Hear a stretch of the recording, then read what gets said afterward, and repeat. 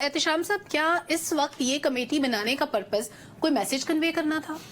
سلمہ دیکھیں، یہ میرا خیال ہے ایک اسپیکٹ جس کی طرف عامر نے اشارہ کیا، بالکل صحیح اشارہ کیا کہ اس کے لیے وقت دیکھنا چاہیے تھا. ٹائمنگ ہر چیز کی بڑی امپورٹنٹ ہوتی ہے. وقت اس میں خاصا گزر گیا، لیکن جو مجھے سمجھ آتا ہے یا جو مجھے نظر آتا ہے اس میں بڑا واضح طور پر نظر آ رہا ہے وہ یہ ہے کہ اتنا ٹائم گزرنے کے بعد 9 مئی کے واقعات کے بعد ہم کہتے ہیں کہ جی کیوں کنوکشن نہیں ہوئی، کیوں اتنا کچھ ہونے کے باوجود تمام تر ایویڈنس ہے، لوگوں نے آ کے ٹی وی پہ بیانات بھی دیے ہیں، اور خاص طور پہ وہ لوگ جنہوں نے تباہی پھیری ہر جگہ پہ جا کے شہداء کی جس کو کہتے ہیں مونومنٹس کو بھی انہوں نے توڑا، وہ بھی کہتے ہیں ہمیں کس نے کہا تھا کرنے کے لیے. اتنا سب کچھ ہونے کے باوجود اب اہم سوال یہ ہے کہ یہ کیوں کمیٹی بنائے گی. دیکھیں اب سوال جو اٹھایا جا رہا ہے، ابھی آپ دیکھ لیں یہ مقدمات جو نہیں چلے یا لیٹ ہوئے، اس کی one of the major reason یہ بھی تھی کہ معاملہ عدالت میں گیا تھا. عدالت نے ایک عرصے تک آپ نے دیکھا ملٹری کورٹس کو روک دیا تھا کہ ان کے مقدمات مت چلائے جائیں.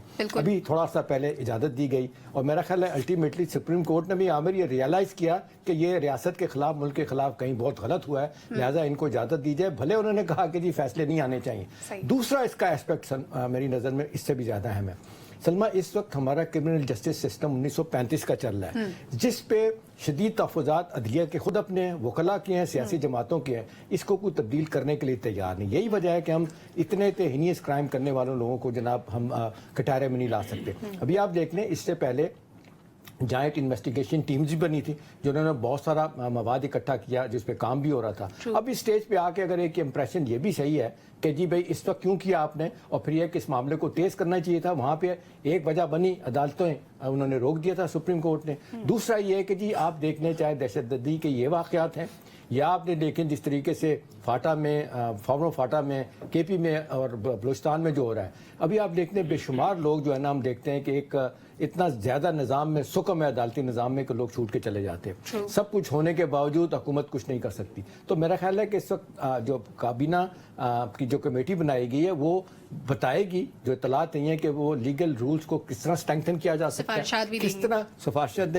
دیں گی، اور کس طرح لوگوں کو کیفر کردار تک پہنچانا ہے، جس کی بہت اہمیت ہے. اور اس کے بعد ذمہ داروں کا تعین بھی 8 مہینے کے بعد لیٹ ہوا. یہ ایک بڑا سوال ہے کہ اس میں 8 مہینے کیوں لگے. ایسی کوئی ڈیولپمنٹ ہو سکے احتشام صاحب، کیا ایسا کوئی برج کنیکشن نکل سکتا ہے دونوں ممالک کے درمیان؟ دیکھیں، ان کے دورے کی اہمیت سلمہ اس حوالے سے مجھے ذاتی طور پہ اس چیز کا علم ہے کہ اس کی ایک سرکاری حیثیت بن گئی ہے، کیونکہ پچھلے ہفتے ایک سرکاری طور پہ مولانا فضل الرحمان صاحب کو دعوت دی گئی کہ فارن آفس میں آئے. وہاں پہ ان کو بڑے اہم لوگوں نے بریفنگ دی تھی اور ان سے بات چیت بھی کی تھی کہ کس موضوع پہ، کن موضوعات پہ بات ہوگی. لہٰذا ایک طرح سے مکمل جس کو کہنا چاہیے حکومت اور اسٹیبلشمنٹ کے آشیرواد سے وہاں گئے.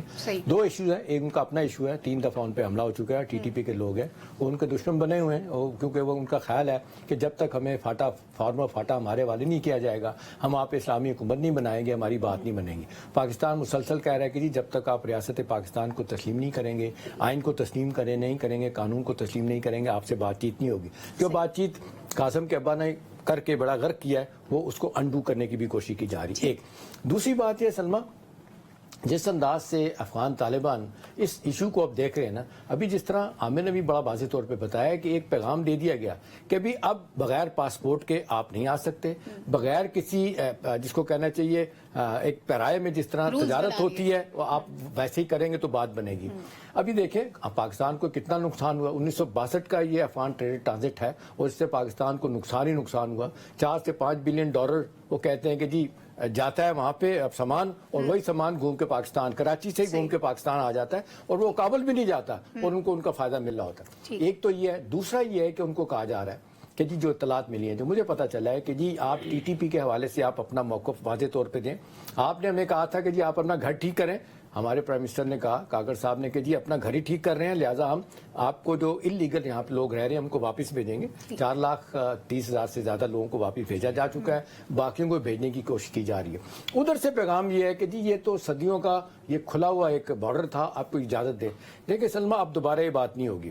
ابھی بہت سے حوالوں سے اچھی بات یہ ہے کہ ہمارے میڈیا بھی اور ہمارے پڑھے لکھے لوگ بھی, ہمارے سول سوسائٹی بھی, سب لوگ کہہ رہے ہیں کہ جی انف از انف. حکومتوں کا اپنا رول ہے, سیاسی فائدے نقصان ہو سکتے ہیں, لیکن افغانستان کے کانٹیکسٹ میں ہمیں جتنا نقصان ہوا, دہشت گردی, پھر آپ فائنینشیل ہمیں نقصان ہوا, اس کو روکنے کے لیے ایک صحیح کی جا رہی ہے. دوسرا یہ ہے کہ ان کو پیغام دیا جا رہا ہے کہ جی آپ کے کس لیڈر سے بات کی جائے. ابھی جو ان کے جو امیر ہیں اخونزادہ, ان کا جو نام ہے ہیبت اللہ اخونزادہ, وہ کسی کو ملتے ہی نہیں ہے. بھئی آپ کو لڑکی ہیں, خدا نہ خواستہ آپ کو ملنا چاہیے, آپ ملیں, بات کریں. آپ کو جو پاکستان اس لیے کہ کبھی آپ اسپوکمین سے بیان دلوا دیتے ہیں, کبھی کوئی, ابھی پچھلے دنوں ایک ڈیلیگیشن آیا تھا, ان سے بھی بات ہوئی, لیکن وہ بھی کہا جا رہا ہے کہ میڈیا لیول کا بندہ تھا. تو یہ ایک میسج دیا جا رہا ہے کہ جی دیکھیں اب دو چیزیں, جس طرح کی آپ چاہ رہے تھے تجارت وہ ویسے نہیں ہوگی. دوسرا ٹی ٹی پی کے ساتھ اب ہم نرم گوشہ نہیں رکھیں گے. اگر آپ کو پھر ایک آخری دفعہ کہا جا رہا ہے کہ پیغام دیا جائے گا, اگر آپ ان کو نقص نہیں ڈالتے کھلے الفاظ میں, تو پھر پاکستان جو ہے نا وہاں جا کے گھس کے مارے گا. بالکل ٹھیک ہے. اور اس کے بعد ہی شاید انہوں نے تیزی دکھائی ہے تھوڑی سی معاملات کو آگے بڑھانے میں.